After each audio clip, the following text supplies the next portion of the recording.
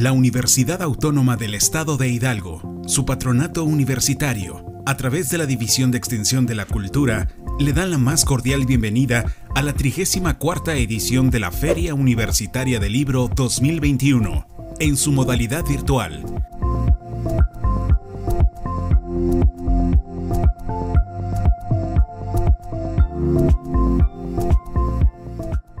Un gusto estar este día aquí hablando sobre un tema importante, trascendente, no para las mujeres, sino para el mundo: los objetivos del desarrollo sostenible de la Agenda 2030.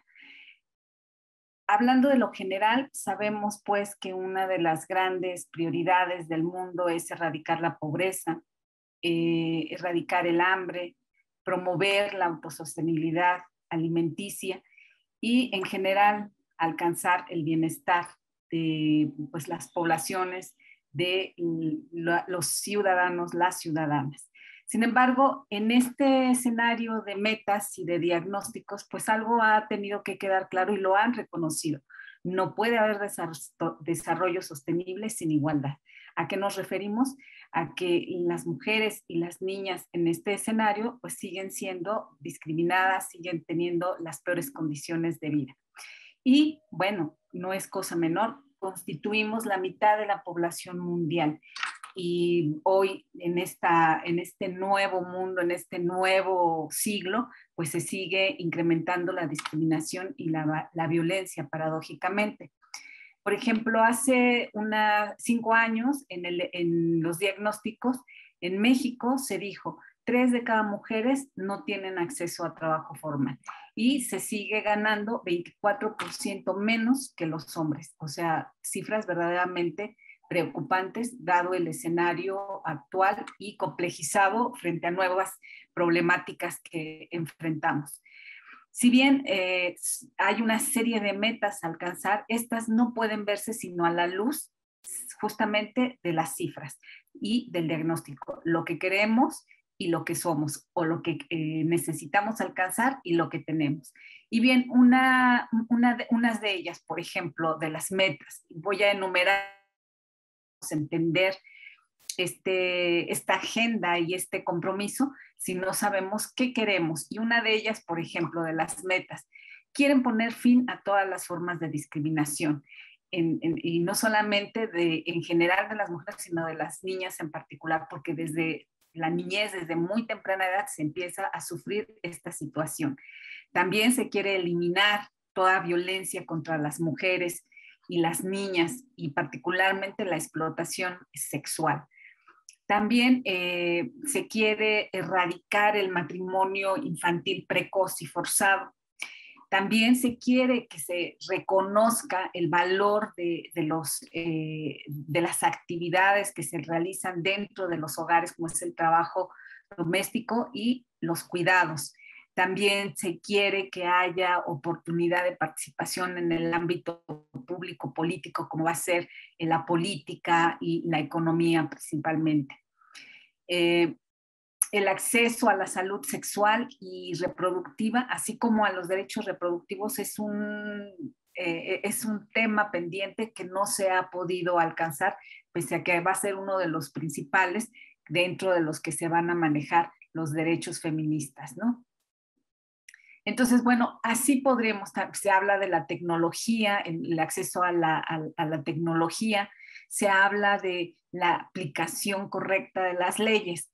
Sin embargo, ¿cuál es la realidad? Por ejemplo, en el Foro Económico Mundial de 2017 se hizo un monitoreo. Siempre ese foro presenta pues un diagnóstico del estado de cosas de los países en muchos rubros. Entre ellos, pues, en México, para hablar de brecha de género, pues veremos cuál es la situación, ¿no? A nivel mundial, por ejemplo, se reconoce que si bien se ha reducido esa brecha en un 68%, que es una cifra pues significativa y digna de reconocer, pues todavía el 32% pues no puede alcanzar esa equidad. Estamos hablando anual, recordemos que hay países que más, hay 4 países en los que se estudió, se encontró una brecha de género importante en lo relativo a la educación. El 95% ya se ha cerrado, el 95% de países ha cerrado la brecha. No ocurre lo mismo en cuanto a la participación económica y el empoderamiento político. Ahí la brecha sigue pues arriba del 58%. Los países que han logrado más altos porcentajes en la disminución de la brecha de género, pues ya sabemos, es Islandia, Noruega, Finlandia, Ruanda, Suecia, incluso Nicaragua, Eslovenia, Irlanda, Nueva Zelanda y Filipinas. Pero México ocupa el lugar 81. Y es más, tuvo un retroceso, tenía el lugar 75 y en estos últimos años ha reducido su posición al 81.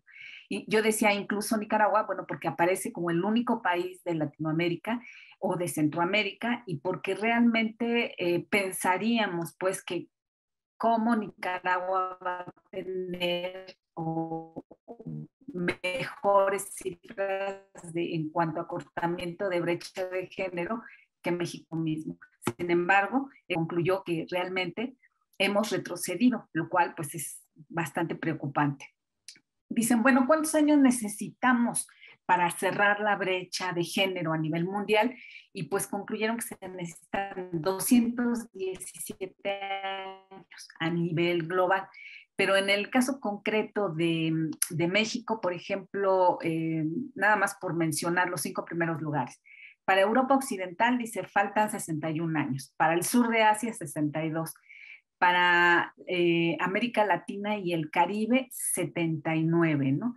Entonces eso pues es nada halagüeño, necesitamos 8 décadas más, estamos más cerca del siglo que decir, bueno, faltan 20, faltan 30, ni siquiera en el mundo faltan, o sea, estamos más allá del siglo, ¿no? Uno de los rubros que en cuanto a brecha de género son más significativos, en este diagnóstico pues encontraron que tenía que ver con la salud y la economía. Entonces la salud es un punto pues, crucial para el estado general de bienestar de las mujeres, ¿no?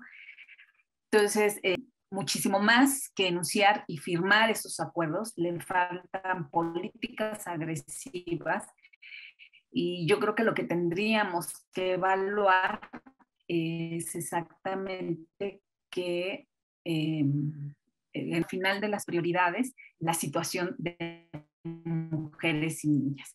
¿Por qué? Porque tenemos que tener o repuntar en economía, pero sin tener políticas inclusivas. Y así podríamos más o menos seguir con esto, pero bueno, le doy la voz a las colegas y ya será motivo de reflexión esta situación.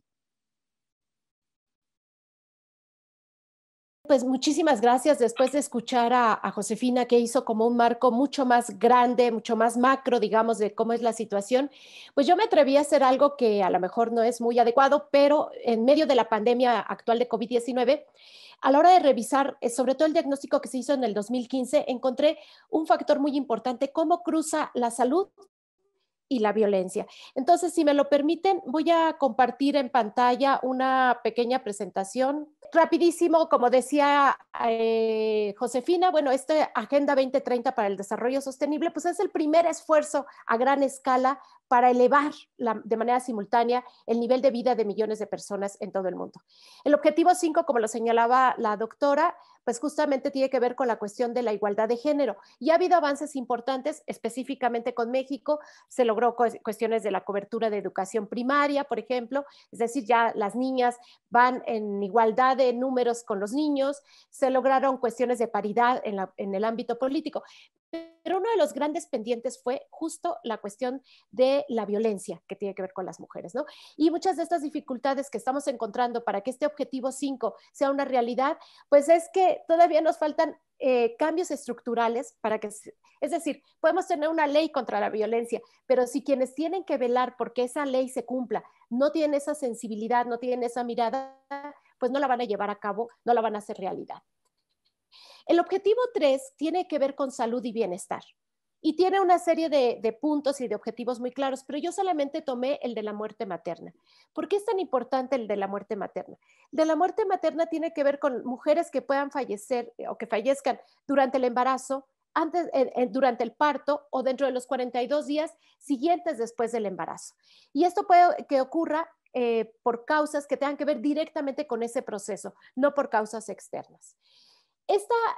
La muerte materna es una medida multidimensional, es un indicador tomado de manera muy importante porque cruza con varias cosas a las cuales tiene que ver con la calidad de vida de las mujeres. Es decir, por ejemplo, acceso a los servicios de salud, que tengan una atención con calidad, que tengan situaciones de contexto como que no tengan pobreza alimentaria, que no materna durante el embarazo, el parto o después del parto.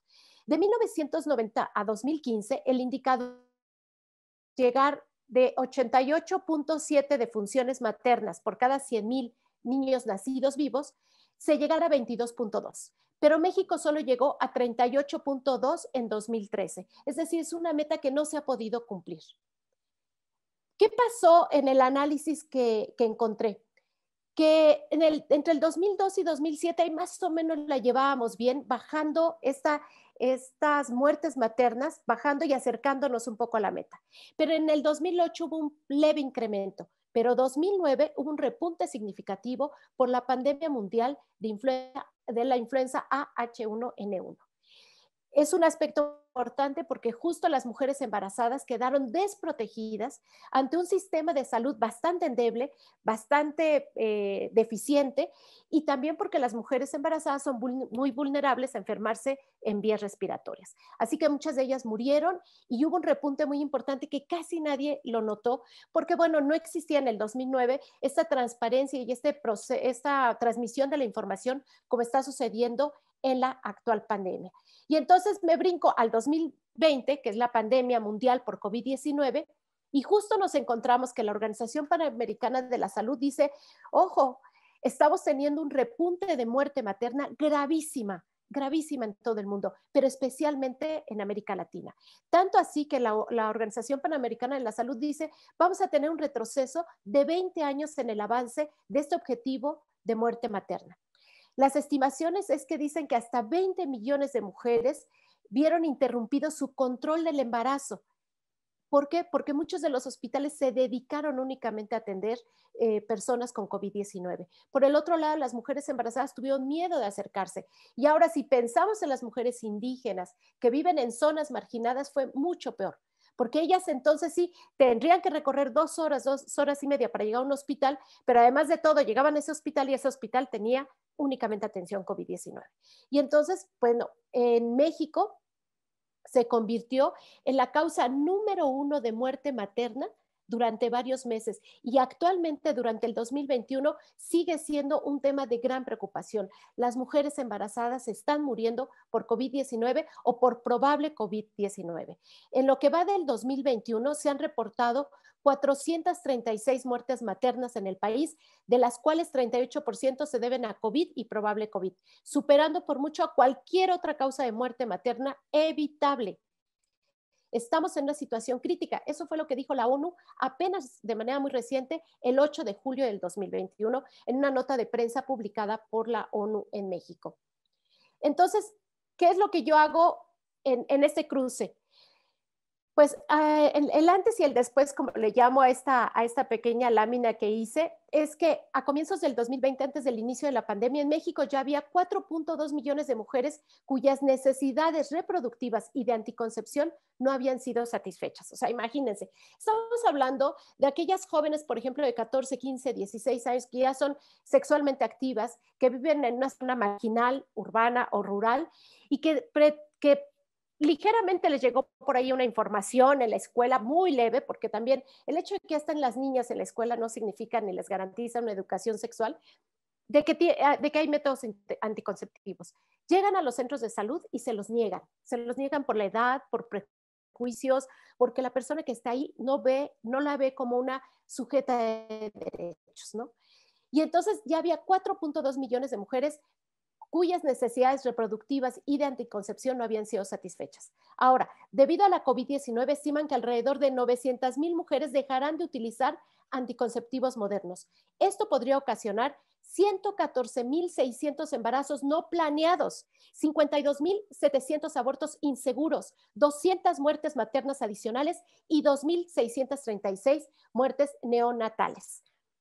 ¿Qué dice el Fondo de Población de las Naciones Unidas? Era una brecha que no habíamos podido cerrar. Si se suman las mujeres que discontinuarán el uso de anticonceptivos, el total ascenderá a finales del año a más de 5 millones, lo que implicará un retroceso de 22 años en el incremento de la demanda insatisfecha en el país, pasando de 12 a 14.5%. ¿Por qué cruzo yo los objetivos 3 y 5?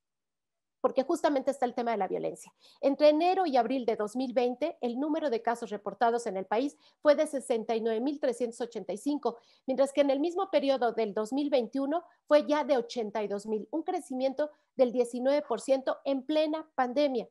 El Instituto Nacional de las Mujeres reportó que 5.8% de las mujeres de 20 años denunció haber sufrido algún tipo de violencia doméstica, de las cuales 81.2% son niñas y adolescentes. Resultado, en el país hubo 9,800 embarazos en niñas menores de 15 años de edad en esta época de pandemia. La población adolescente pues es la que más paga el plato roto de todo esto que tiene que ver. Es un costo muy alto y específico a causa de la pandemia. Se limitaron sus oportunidades educativas, para empezar, dejaron de ir a la escuela. A lo mejor muchos no tuvieron el internet para poder seguir dando curso a sus clases. La educación sexual escolar, bueno, pues totalmente eliminada. Si antes reciben una cosa muy pequeñita, pues ahora casi cero. Hubo dificultades y falta de asistencia a las clases virtuales, una mayor deserción y abandono de los estudios, en muchas ocasiones vinculado a la falta de herramientas tecnológicas, por lo cual, de acuerdo con INMujeres, consideramos que en vez del 20% va a ser de 30% el aumento de embarazos no intencionados de adolescentes, que se suman a los más de 1,000 nacimientos diarios de madres menores de 19 años. Y por último, educación contra embarazos. Lo que dicen mujeres, estructuralmente, el acceso a la educación media superior está detrás de los embarazos. Solamente 60% del total de la población que accede a educación media superior, estamos hablando del bachillerato, ese otro 40% de adolescentes son las que tienen hijos antes y son las que se casan a los 16 años. De ese 60% que resta, que sí accede a la preparatoria, hay una gran deserción escolar, casi del 30% o más. Entonces, bueno, voy a dejar de compartir la presentación. Por eso es que me atreví a cruzar el objetivo número 3 con el objetivo número 5, porque frente a la pandemia ya había el antecedente en 2009 con la influenza H1N1 y no aprendimos nada, ni los gobiernos, ni las instituciones, y la población además ni siquiera tuvimos información cuando fue esa pandemia. La pasamos de blanco y de repente dijimos, ya pasó, ya no existe la influenza. La influenza se quedó con nosotros, es endémica, ahora debemos vacunarnos cada año contra la influenza, pero ¿quién pagó en esta falta de igualdad? Quienes pagaron muy alto esa pandemia fueron las mujeres embarazadas. Ahora en esta pandemia son nuevamente las mujeres embarazadas lo que lo están pagando, pero además se están embarazando muchísimo más adolescentes. Adolescentes que se vieron de quédate en casa y se quedaron a dormir con el enemigo. Y entonces muchos de estos embarazos tienen que ver en un contexto de violencia. Mujeres adolescentes, mujeres maduras, pero lo vivieron con ese contexto de violencia. Entonces me parece que es uno de los objetivos que no pueden hablarse de sustentabilidad mientras no haya un sistema de salud más completo, mientras no haya un reconocimiento de la violencia ginecobstétrica, mientras no haya un reconocimiento de la violencia que rodea los embarazos adolescentes y no solamente se vea como un acto de irresponsabilidad. Y también, ¿de qué sirve cumplir con el objetivo de que todas asisten a la escuela si la escuela no les está dando una educación sexual que les permita verse con derechos sexuales y reproductivos como tal? Perdón por excederme en el tiempo. Muchas gracias. Adelante, Alejandra. Estoy muy contenta de que tanto Josefina como Elsa hayan hecho este contexto con datos y con cifras, que siempre es lo que me cuesta más a mí, pero que creo que son súper importantes para poder contextualizar el problema, ¿no? A nivel global, a nivel local, y me pareció también muy interesante el tema de la pandemia, porque justamente uno de los temas que más está trabajando en esta Agenda 2030 actualmente es la saga, o sea, digamos, las consecuencias que nos va a dejar la pandemia COVID-19, en concreto en los temas de sobrecarga de trabajo, ¿no? Entonces, a mí me gustaría incidir en 2 puntos que me parecen los más importantes en el contexto de México, porque, bueno, si bien es cierto, o sea, me incomoda, en algunos momentos me incomoda que haya todos estos requerimientos que los estados firman, pero que parece que es como de dientes para afuera y que finalmente a la práctica justamente lo que pasa es lo que decía antes Elsa, de no hay una sensibilización real que haga que las personas quieran realmente impartir justicia con perspectiva de género o que realmente quieran tener el tema de las políticas afirmativas para que en términos de participación política vayamos encaminándonos hacia esa igualdad, ¿no? Sino que parece que muchas veces se firma y se dice que sí, pero después se está cuestionando todo el tiempo en las prácticas de vida cotidiana de los propios administradores de justicia o de los propios políticos, etc. Y esa es una de las cosas, de los obstáculos más fuertes que nos encontramos quienes realmente estamos comprometidas con los temas de género, ¿no? Y bueno, a veces encontramos gente más sensible, pero en general cuesta mucho. Entonces, yo lo que decía, quiero hablar un poco del tema de la violencia, que me parece que sigue siendo central, y además, como bien dijeron las dos, nos va a traer todavía más consecuencias hacia las niñas en este contexto que ya se está viendo, ¿no? Desde pequeñitas tienen todo este tema de la discriminación, aparte se les suman, y en ese sentido creo que siempre hay que hacerlo interseccionalmente, ¿no? Con el género, la clase social, la etnia, ¿no? Entonces vamos a ver que las mujeres indígenas siempre van a tener otros obstáculos más fuertes que en general las mujeres mestizas, por ejemplo, y si además le sumamos la pobreza, pues en este contexto se están enfrentando a la brecha digital, etc. Y bueno, está siendo realmente un tema muy fuerte. Y además de eso, tenemos lo que ya teníamos, que eran más o menos las últimas cifras, 10 mujeres asesinadas cada día, ¿no? Y eso pues no, hasta donde sabemos no ha cambiado y no quiero ver cuál va a ser el de este año porque de hecho cada año aumentaba esta cifra y bueno, íbamos viendo que también llama la atención pues que en medio de toda la pandemia sí salió todo este movimiento, tomar la CNDH, etcétera, de las mujeres y de los familiares de las mujeres asesinadas, ¿no? Entonces, yo creo que es uno de los temas a los que le tenemos que dar una prioridad absoluta porque no nada más por la violencia feminicida es el grado extremo, pero tenemos todo lo que tiene que ver con violencia sexual, ¿no? Como bien se nos dice en estos objetivos, bueno, en concreto en el quinto, la mayoría de las mujeres, sobre todo en América Latina o en países en vías de desarrollo, vamos a llamar, han sufrido por lo menos alguna vez un tipo de violencia sexual o física, ¿no?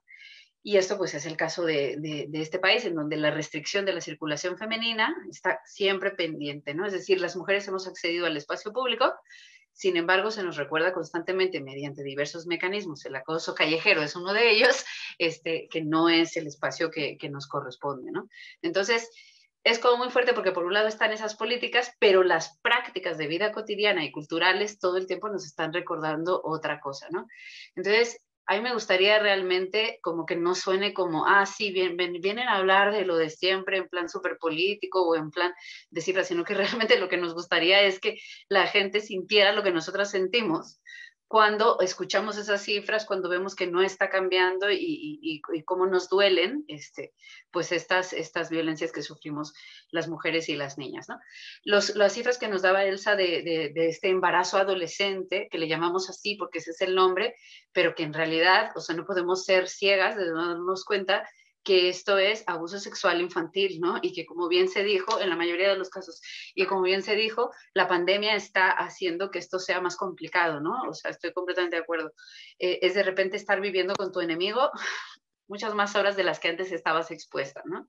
Y que además eso se trate como un tema de falta de educación sexual, me parece muy grave, ¿no? Como deberíamos realmente ponernos pues más serias en el tema, ¿no?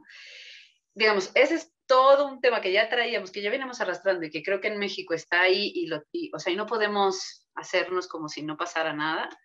me gustaría que entendiéramos que estas violencias se dan en muchos contextos, se dan incluso en la universidad, ¿no? Y es algo de lo que se estaba hablando antes de la pandemia y se sigue hablando ahora. Por eso necesitamos que haya protocolos de intervención, que haya como, o sea, que esto quede claro para que la gente, las mujeres sobre todo, sepan que tienen derechos y que tienen un acompañamiento, que hasta ahora, pues, porque nosotras y otra gente estamos ahí preocupadas, pero tampoco tenemos el poder de toma de decisiones y nos gustaría que, pues, que esto se tomara en consideración, ¿no? De quienes sí lo tienen, porque el hecho de firmar estos objetivos significa que las personas responsables se comprometen a eso, desde los niveles más altos de gobierno hasta los más bajos, ¿no? Entonces el otro tema que me parece muy importante es el que va a dejar el trabajo no remunerado. Y ese es, o sea, yo creo que ese es el kit de la equidad y de la igualdad que estamos buscando. O sea, como que pareciera que el sistema capitalista quiere que iguale las condiciones de vida de las mujeres, que tengan un salario igual, que accedan a los mismos tipos de profesión, etcétera, que los hombres, como si todos hiciéramos un pacto sin decir que vamos a hacer eso haciendo el trabajo de cuidados doméstico no remunerado de forma gratis. Porque ¿quién lo va a hacer? Y eso es lo que justamente está produciendo la pandemia. Está siendo más evidente que las mujeres nos estamos sobrecargando de trabajo. Entonces, ahora, por ejemplo, ¿no? O sea, entra y sale gente de mi casa, pues porque estoy en mi casa. Si no estuviera en mi casa, eso no pasaría, ¿no? Entonces, y sin mencionar lo gravísimo que pasa en este país, que yo entiendo, o sea, la pandemia ha sido muy complicada y este es un país que no tenía las mismas circunstancias de salud que los países que nos mencionó Josefina, que siempre salen muy bien parados, de Finlandia y demás, ¿no? Los nórdicos. Pero el hecho de que los niños y las niñas no hayan regresado a la escuela es mucho suponer que no implica una sobrecarga de trabajo, especialmente para las mujeres. Entonces, sí tenemos como, digamos, ok, en algunos de los casos ha habido conexiones por internet, etcétera, para la educación, pero la escuela también significa guarda y custodia, ¿no? Entonces, en muchos sentidos lo que nos está diciendo, se está diciendo en las discusiones, porque además mucha gente no quiere volver, y eso también nos llama a las cifras que van a dejar la pandemia, de cuántas mujeres han dejado su empleo en la pandemia COVID-19. Es decir, si en la mayoría de los hogares alguno de los dos ha tenido que renunciar, lo más seguro es que hayan sido las mujeres. De hecho, ya hay por ahí algunas cifras del 20%, etcétera, pero yo creo que son más. Y vamos a tenernos que esperar a que más o menos las cosas, no sé si van a volver a la normalidad o vuelvan a una cierta normalidad, y vamos a ver que esas cifras van a ser cada vez más grandes. ¿Eso qué va a significar? Que lo que ya habíamos ganado, lo vamos a ir perdiendo cada vez más, porque se va a seguir asumiendo que a nosotros nos corresponde el trabajo doméstico y de cuidados. Y esa es una de las cosas que pues sí está puesto ahí si nos entramos a la página y vemos los objetivos como una de las máximas prioridades. Pero yo no sé cómo se pretende atender eso sin hablar de remuneración, porque sigue siendo un trabajo. Hace poco leí Calibán y la bruja otra vez de Silvia Federici, y justo lo que dice es eso: en el paso del capitalismo, lo que se hizo es que las mujeres hicieran ese trabajo sin tener una remuneración. A esto le llama el patriarcado del salario. Y si eso no se toca, pues vamos a seguir teniendo siempre una situación de desventaja. Eso es lo que las feministas hemos llamado la doble jornada, ¿no? Y a veces más. Entonces, no sé, a mí me gustaría que entendiéramos que esos dos temas, bueno, y obviamente el de la participación política, ¿no? Pero claro, o sea, hasta que no entendamos que esos dos temas pasan por toda una cultura y toda nuestra estructura social que nos hace comportarnos de esa manera, híjole, vamos a seguir pensando que el problema de la violencia es que las mamás no educan bien a sus hijos. Cosas así que son como, perdona, no, es una cosa mucho más compleja que esa, ¿no? Es un sistema de dominación masculina que hace que las cosas funcionen de esa forma, ¿no? Entonces, no sé, o sea, realmente eso, ¿no? Yo insisto, y ahorita lo vamos a platicar entre todas, pero que más que decir aquí, o sea, obviamente las cifras son importantes y lo que nos dicen los objetivos y recordar, encuadrar todo como lo han hecho mis compañeros, que me ha gustado mucho.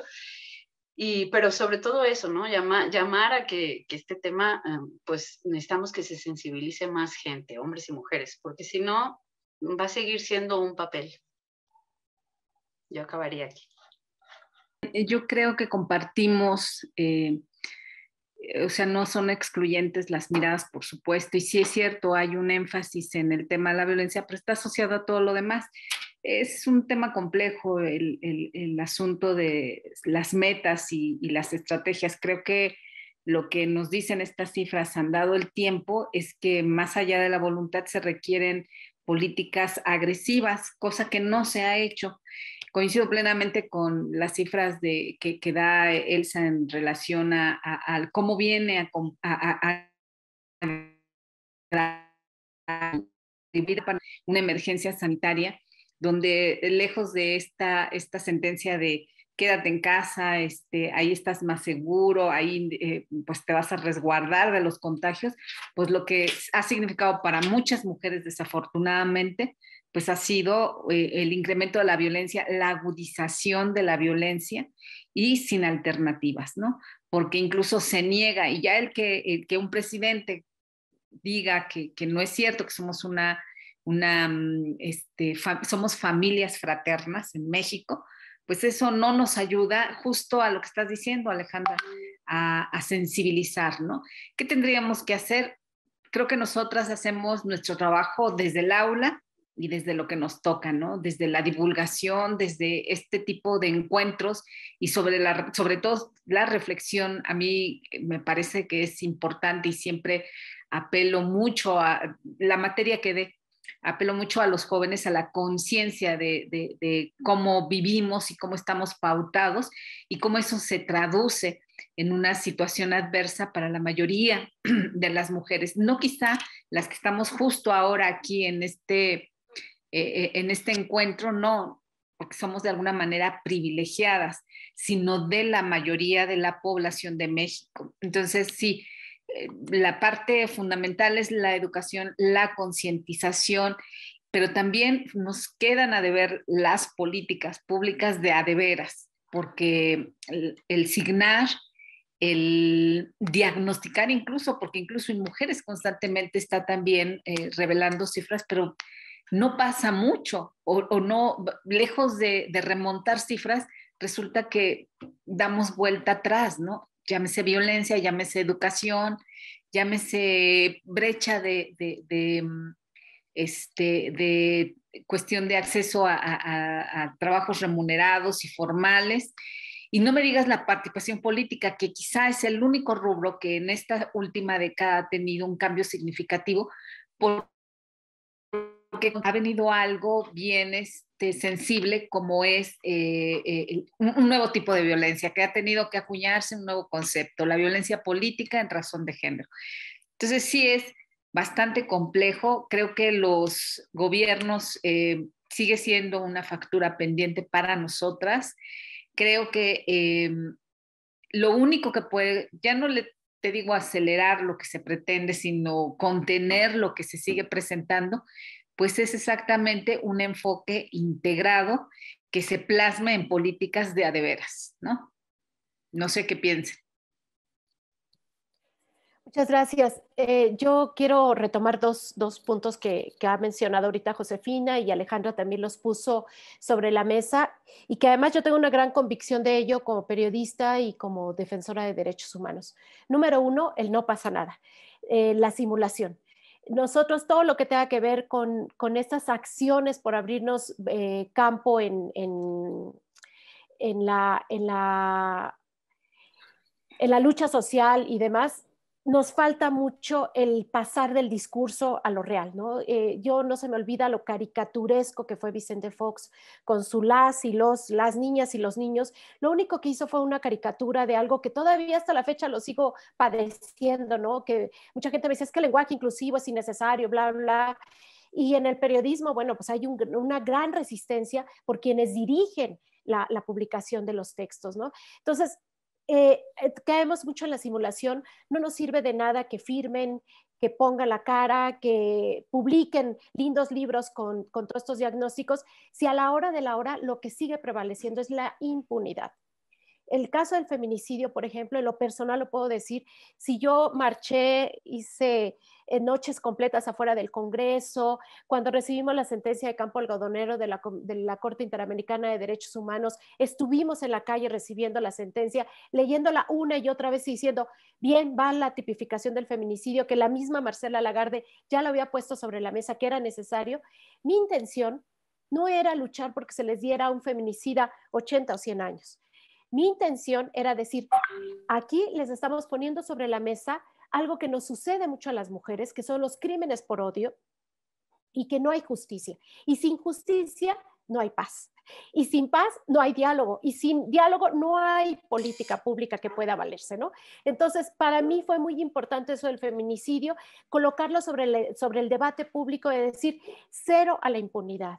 Ahora sí se persigue y se debe perseguir por la causa real por la que alguien asesinó a una mujer, no en la simulación de un homicidio que pareciera que no fue culpable, ¿no? Que no fue culposo.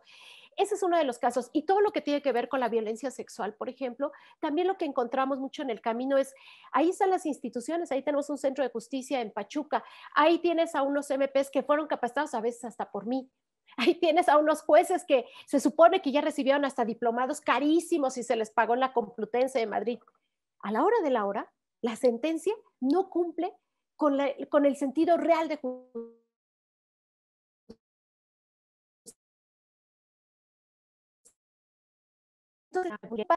Con alcoholizado y se mata en la carretera, que sucedió aquí en la zona de la zona de Tula, en el estado de Hidalgo. Sin justicia, de verdad, no va a pasar nada. Vemos cómo una mujer termina pariendo afuera de un centro de salud porque no la atendieron a tiempo, pero no pasa nada. No destituyen al director, no sancionan a quien deberían, no mandan a llamar a rendir cuentas a un secretario de salud del estado de Hidalgo para decir qué fue lo que sucedió, por qué las mujeres siguen pariendo afuera. Y sucede en Hidalgo, en Oaxaca, en Sinaloa, sucede en todas partes del país, ¿no? Entonces, esas son las dos cosas. Y yo sí aprovecho este espacio para decir que para mí, por lo menos en lo personal, no me es suficiente hacer lo que me toca hacer desde mis trincheras, ¿no? Que es el periodismo, que es la divulgación de la ciencia dentro de esta institución, que es ser parte de un consejo ciudadano. Yo sí creo que la situación es emergente. Lo de la COVID-19 nos está desnudando una realidad que amerita que salgamos a luchar y a empujar. Yo sí soy de calle, yo sí soy de tomar instancias, de romper cristales, de restregarles en la cara a las y los funcionarios. Yo luché por la paridad así en la calle, porque hubiera ya mujeres diputadas, que hubiera funcionarias. A mí no me ha sido suficiente que ellas estén ahí, porque eso no ha cambiado la realidad. Y yo sí les exijo a ellas que les toca cambiar y llevar la agenda feminista a esos espacios públicos. Y yo sí las invito, especialmente a las jóvenes que nos están escuchando, porque esta es una feria universitaria y hay hombres y mujeres jóvenes que si en su juventud no creen en las revoluciones, no son jóvenes. Entonces, si yo a mis 54 años todavía creo en la lucha en la calle, en la lucha de resistencia, en la de pasarnos toda una noche afuera del Congreso para lograr empujar que se despenalizara el aborto antes de las 12 semanas en Hidalgo, pues yo las invito a eso, porque eso es lo que creo, ¿no? Y yo sí soy muy exigente para quienes están en el poder y quienes toman decisiones. Ya basta de simulaciones. Los objetivos 2030 se ven bien lindos, perdón, se ven muy lindos en las cumbres internacionales, se ven muy lindos en un papel del gobierno federal. Pero nosotros necesitamos que estén en la realidad. Y entonces, pues los invito a que salgamos a la calle a luchar por ello, que tomemos las instituciones que son necesarias para que haya justicia, para que se deje a un lado la simulación. Las víctimas están ahí. Ahí están las víctimas. Las víctimas están dolidas, lloran, sangran, son reales. Las víctimas de la violencia sexual, las víctimas de la violencia familiar, las víctimas de esta violencia económica. ¿Cuántas mujeres en este momento no saben con qué les van a dar de comer a sus hijos? Porque no solamente están cuidando a sus hijos, que lo planteaba Alejandra, ¿no? No solamente están acompañando en la educación, se quedaron sin trabajo. Esa es la realidad. Nosotros somos privilegiadas. Muchas mujeres en este momento se quedaron sin trabajo o les están pagando la mitad. Tienen que educar a sus hijos, tienen que limpiar la casa, tienen que cuidar a un abuelo y no tienen con qué darles de comer. Y también de eso estamos hablando. Por eso es que creo que los objetivos no son aislados. A nosotros nos tocó la de igualdad, el número 5. Los objetivos no son aislados. La igualdad, la brecha que hay de desigualdad entre hombres y mujeres atraviesa todos los demás objetivos. Todos los demás. Pobreza, campo, medio ambiente. Entonces hagamos algo más que eso. Perdón, pero yo soy luchadora, yo soy de calle, no soy de cubículo. Los invito a salir a la calle. Gracias. Gracias, Elsa. Qué bueno que tenemos siempre este espíritu, ¿no? Y yo lo que quiero decir es que para mí, digamos, pues sí, estoy también totalmente de acuerdo en que no nos sirve de nada que solo estén en el papel y en que el género es un eje transversal. Es algo que no hemos logrado, por eso seguimos ahí neceando en los espacios académicos, no hemos logrado que se considere así. Para empezar, la materia de género no se da en todas las carreras, se da creo que solamente de momento en comunicación y género.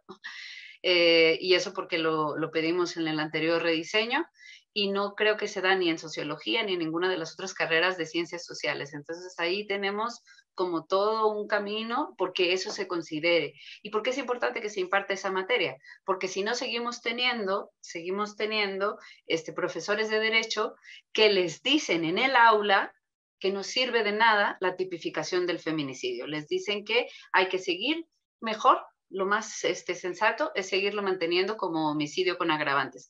Cosa que además de ser pues falso, ¿no? Pero porque ya existe una tipificación a nivel federal y a nivel estatal, pues esos son los que después van a ser los futuros MPs y todo lo demás, ¿no? Y entonces sí es muy importante que haya transformaciones en el aula sobre esos contenidos y que, bueno, yo creo que una cosa no interrumpe a la otra, ¿no? Yo me siento muy orgullosa de que muchas de las nuevas generaciones, de la gente que está participando activamente en el movimiento feminista hidalguense han sido mis alumnas. Entonces, bueno, aunque no esté ahí, sé que estoy ahí y eso me hace muy feliz, porque esos son justamente los legados que uno quiere dar. Y además creo que el conocimiento, lo creo firmemente, es progresista y transformador, y si lo dejamos al amparo de mentalidades conservadoras, vamos a seguir reproduciendo no es necesario la tipificación del feminicidio, porque homicidio con agravantes es suficiente, ¿no? De gente que no está actualizada en los conocimientos, que no sabe lo que hay en las nuevas leyes, y esas son las cosas que me parece que en las que es muy importante incidir. Y estoy completamente de acuerdo también en que todos los objetivos se cruzan. Por eso la perspectiva que estamos trabajando actualmente más desde la teoría de género, que es la interseccionalidad, es tan importante. No podemos obviar la clase social, no podemos obviar la etnia, no podemos obviar la orientación sexual, las capacidades diferentes, etc. Entonces, pero claro, o sea, eso es muy bonito si solamente nosotras cada vez tenemos como lo que podría considerarse lenguaje políticamente correcto, y no, es algo en lo que creemos firmemente, ¿no? Entonces, pues eso, o sea, como invitar sobre todo a la gente que no está, que sería el caso de Libby, que no está próxima a las ciencias sociales, a que consideren que el conocimiento que nosotras, que en estas disciplinas producimos, tiene una finalidad, y esa finalidad es transformar la sociedad, cambiarla, mejorarla, y con lo que yo me siento sumamente comprometida en este tema de género y en todos los demás. Gracias.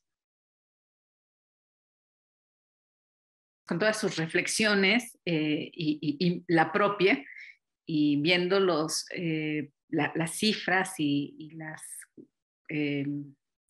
pues los diagnósticos que hemos enunciado aquí, particularmente Elsa y yo, pues creo que sin duda la conclusión es que todavía nos falta muchísimo por remontar, ¿no? Que lo cultural, e incluso en este diagnóstico de 144 países de Davos, Suiza, a pesar de que se reconoce que justo sí los países nórdicos como son Noruega, Bélgica, Australia, Finlandia, Suiza, Alemania, Suecia, Dinamarca, Canadá y Estados Unidos, bueno, de América 2, han reducido significativamente esa brecha de género en todos estos rubros. A pesar de ello, acaban reconociendo que sigue en esos países también habiendo actitudes violentas y discriminatorias, ¿no?, en contra de mujeres y niñas. Si en un informe así que finalmente es oficial, acaban reconociendo esto, pues de ahí para abajo, ¿no? Entonces, nos falta muchísimo, no sé cuánto, más de 2 siglos quizá, ¿no? También es cierto que las crisis aceleran los procesos de transformación y la concientización y la sensibilización. Y la parte luminosa, quiero pensar, tanto de redes como de esta misma pandemia, es que ha puesto en el centro pues por lo menos en el foco de la información y luego del pensamiento, que sigue habiendo mucha violencia contra las mujeres, que no es cierto que seamos tan iguales, ¿no? La parte adversa es que la otra mitad, precisamente por la falta de educación y de reconocimiento, pues también le ha generado mayor violencia. Bueno, pero ahí está, o sea, hay una parte luminosa, una parte oscura. Yo quiero pensar y quiero suponer que exactamente porque los problemas mundiales los vivimos hombres y mujeres, pegar la luz y decir, es que no vamos a avanzar, no vamos a hacer mejor sociedad, no vamos a lograr nada si realmente no remontamos esta situación de las mujeres, si no paramos esta violencia, esta exclusión, esta explotación, esta denigración de las mujeres. O sea, esa es mi esperanza, que dentro de esta gran crisis que nos toca ver y vivir, más aparte de todo lo demás que ya teníamos encima, pues finalmente favorezca, y en lugar de 2 siglos y 17 años, pues se logre en un siglo 900 años. Bueno, siendo muy optimistas para nuestras tataranietas, ¿no? Seguiremos trabajando. Pues muchas gracias. No, yo no quiero... Me pesa mucho pensar en que faltan más de 2 siglos. Quizás yo soy muy acelerada, mucho más visceral, por supuesto. Sí, ahora tratando de ver el vaso medio lleno en lugar del vaso medio vacío. Yo me acuerdo que hace 16 años, cuando comencé a dar clases en la Universidad Autónoma del Estado de Hidalgo, les chocaba mucho a mis alumnos y alumnas que yo dijera que en mi presentación, ¿no? En lugar de decir, soy maestra, soy licenciada, o no sé, yo decía, soy feminista, ¿no? Y acompaño víctimas y bla, bla, bla, y, o tengo 2 perros, ¿no? Mi presentación oficial siempre empezaba con esas cosas, les chocaba mucho. Y había chicas que me decían, pero ¿no te da vergüenza decir que eres feminista? Las feministas estaban asociadas con mujeres gruñonas, feas, solamente lesbianas, madres solteras, cosas así bien locas. O sea, ¿es en serio? No tiene nada que ver con eso, ¿no? Y la verdad es que últimamente me he encontrado con compañeras que ya son egresadas, que tienen más de 30 años y que llegan a las marchas y dicen, soy feminista, ¿no? Entonces, eso me ha encantado. Ha habido una crisis muy fuerte con los compañeros, con los hombres, con los varones, pero muchos ya han estado como trabajando mucho en eso, en su discurso, en sus actitudes. Mis 2 hijos son varones y trabajan mucho en ello, les cuestiona mucho todo lo que nosotros hacemos, los estudiantes, compañeros del trabajo en la universidad. A mí me ha encantado que se han acercado, alguno que otro no, pero se acercan y me dicen, oye Elsa, ¿es correcto que yo diga o que yo exprese? ¿Tú qué opinas, no? ¿Cómo podría no meterme en tantos líos? ¿Qué debería de hacer en esta o en esta otra situación? Y también algo que yo he visto muy favorable, que todavía nos falta, por supuesto, y que yo aprovecho a las autoridades universitarias que nos estén escuchando de esta y de otras casas de estudio, es que hace 16 o 17 años yo acompañaba sola a las víctimas de violencia sexual dentro de la universidad, ¿no?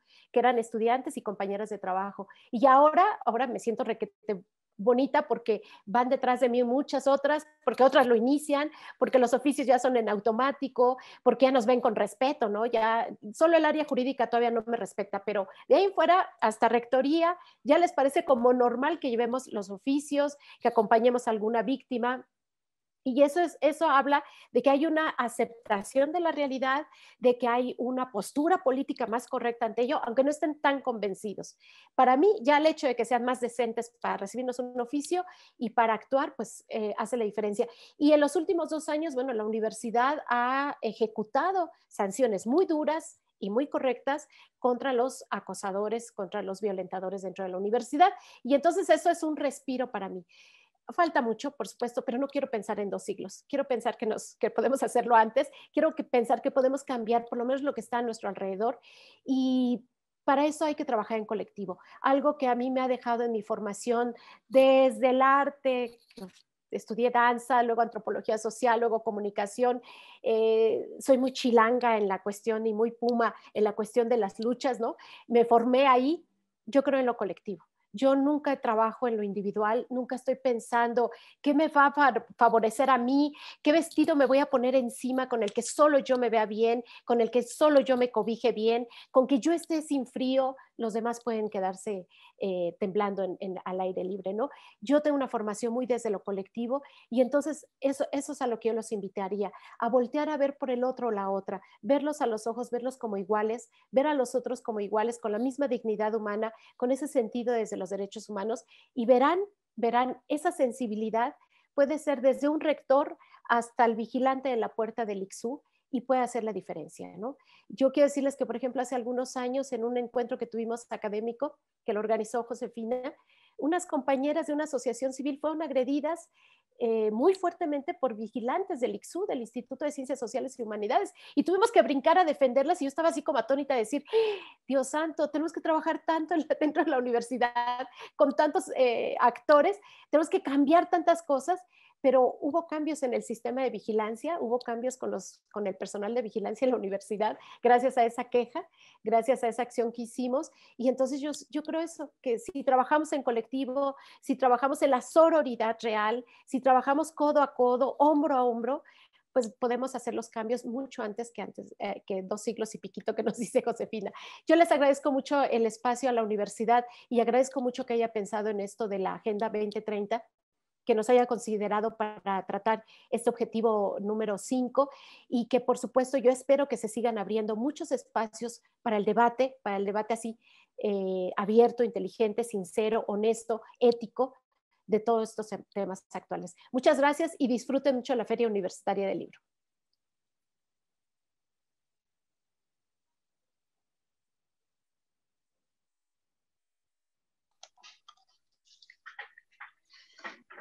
Vale, pues quedaría yo, ¿no? Yo también creo que tenemos que seguir trabajando colectivamente.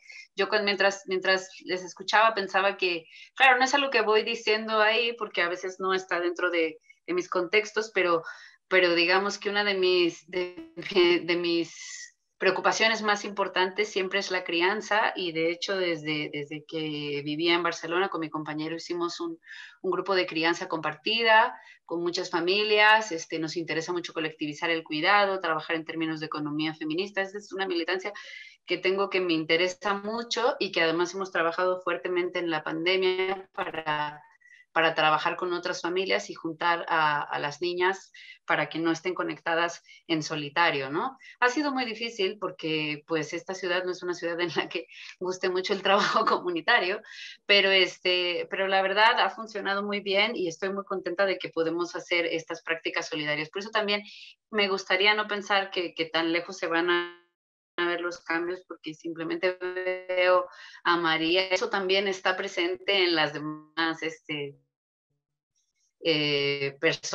personitas, amigas que tiene, y además, pues me emociona mucho ver que eso es lo interesante de lo colectivo, ¿no? Que también podemos ser un modelo para otras niñas, y eso a mí me emociona mucho cuando veo pues que se hacen cuestionamientos de esto no está bien repartido, cosas así, ¿no?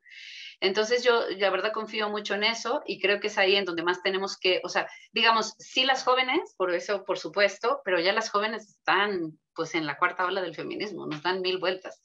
Entonces más bien es aprender de ellas.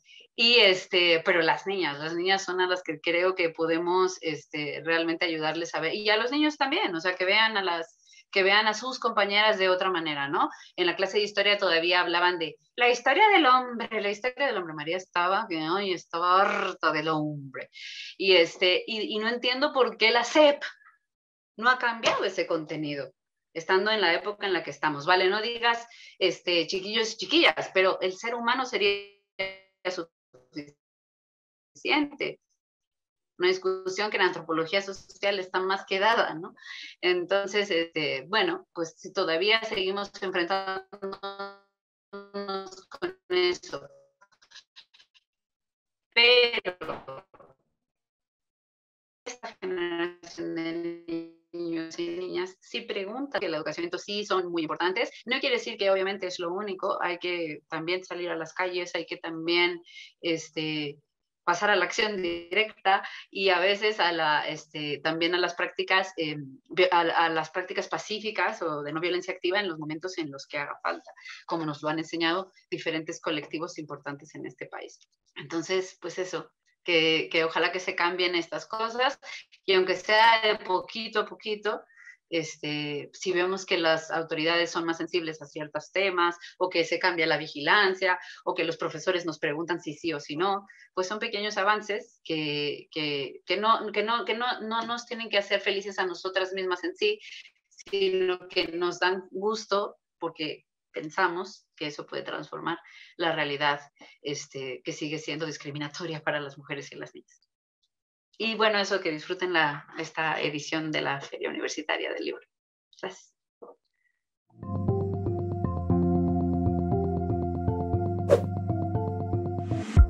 La FUL agradece tu asistencia.